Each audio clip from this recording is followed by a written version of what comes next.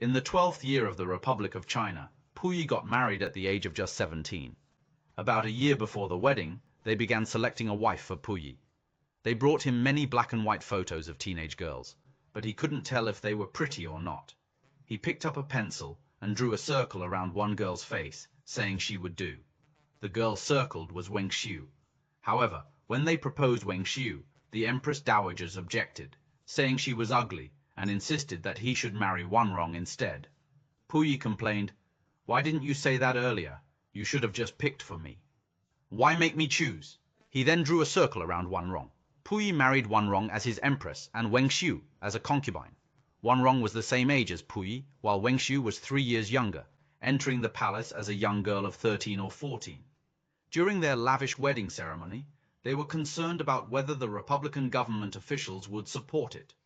However, Li Yuanhong gave his full support, and the wedding was grandly celebrated, with warlords and generals from all over coming to offer congratulations.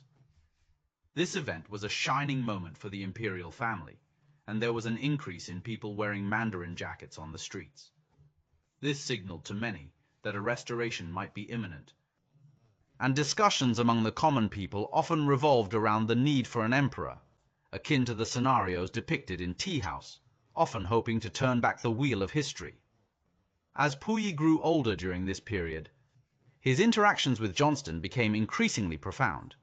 His understanding of the West expanded, leading to deeper conflicts with the princes and ministers.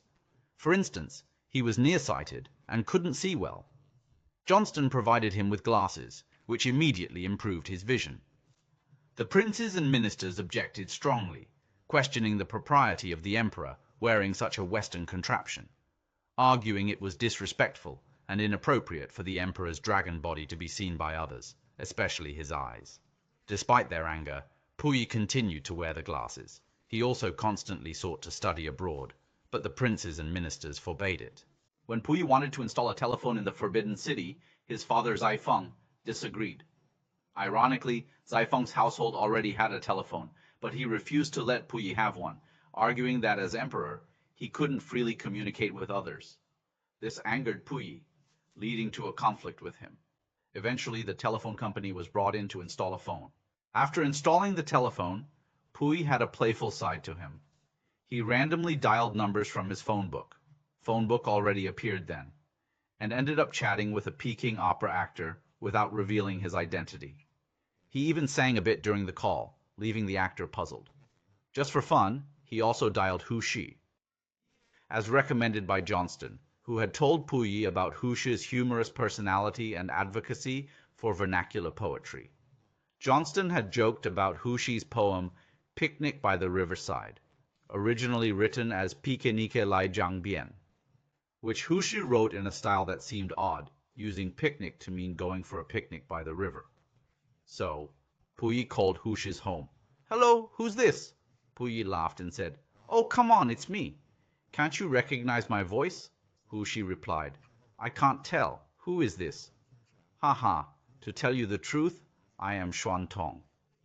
Hu Shi, surprised, said, "Your Majesty, the Emperor is calling me?" Puyi then casually invited him to the palace whenever he had time. Click. The call ended. True to his word, Hu Shi visited the next day, feeling honored by the unexpected call from the Emperor. Puyi, however, saw it as a playful prank rather than a serious invitation. This was a testament to his mischievous nature during his telephone installment. Later, in preparation for his journey abroad, Puyi planned to raise funds and attempted to sneak out of the palace. He arranged for a house rental in Tianjin, as sea routes were the way to go for overseas travel at that time. However, the question was how to move the money out. His accomplice in these activities was none other than his younger brother, Puyi. This period was both intriguing and heart-wrenching, as they smuggled numerous treasures out of the Forbidden City in anticipation of future sales. Puyi explained, "Our first step was to raise funds by moving the palace's most valuable calligraphy, paintings, and ancient books out in the name of gifts to Puyi, storing them in a house in the British concession in Tianjin." Puyi carried a large bundle home every day after school, containing these treasures from the palace. This smuggling operation continued almost daily for over half a year. The calligraphy and ancient books we moved out were exquisite and truly the cream of the crop. So, there's this term in the history of artifacts, the awarded to Puyi list. Anything that made it onto this list was stole by them during that time. Then, when we were in Tianjin, we sold off dozens of these treasures because they needed cash. You see, even back then, he had to hand out a lot of gifts, so he sold off quite a few pieces. After the puppet state of Manchukuo was established, the Japanese Kwantung Army shipped all these treasures up to northeast China. What happened to them after Japan surrendered? These national treasures slowly disappeared.